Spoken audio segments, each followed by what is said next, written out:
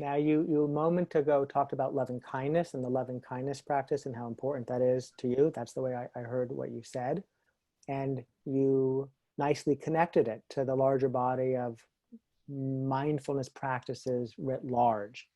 Uh, you spend a lot of time and have been so wonderfully helpful to so many with compassion, right? Which is a variation on the theme, if you like. Mhm. And there are, equanimity, loving kindness, compassion, sympathetic joy. There are these neighborhoods, right, that have been really explored and shared, and they weave into and out of larger or other considerations. So you mentioned loving kindness, and you offer us a lot in the realm of compassion, which maybe is needed now as much as ever, but certainly can be very helpful. Could you say a little bit about compassion and yeah. Yeah.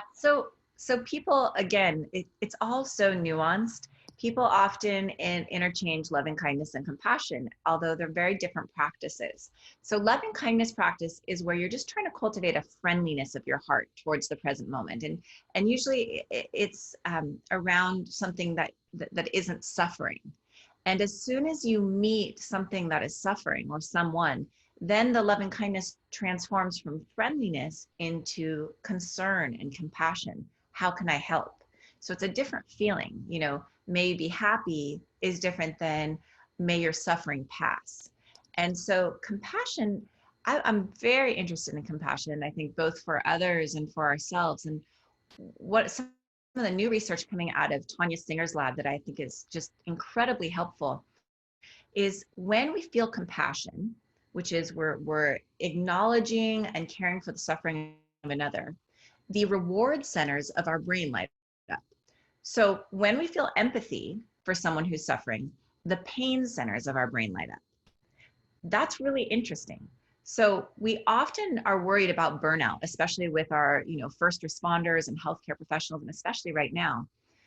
What we're finding is that when you allow yourself to care and feel your love for someone and feel your desire to help, it actually is like a protective suit. It lights up the reward centers, the motivation, the pleasure centers. When you're empathizing, right, you see someone stub their toe and you're like, oh, ow, that lights up your pain centers. So if you stay stuck in empathy, eventually you're going to lead to burnout because it's just lighting up your pain centers. What we need to do is use empathy as a gateway for compassion. And then this compassion acts as this protective suit. And compassion practice is really where we feel our care for another being and feel our desire to help. And it doesn't matter necessarily if we can physically help in that moment. The practice is to really direct our mind and our heart in the direction of care. I'm glad.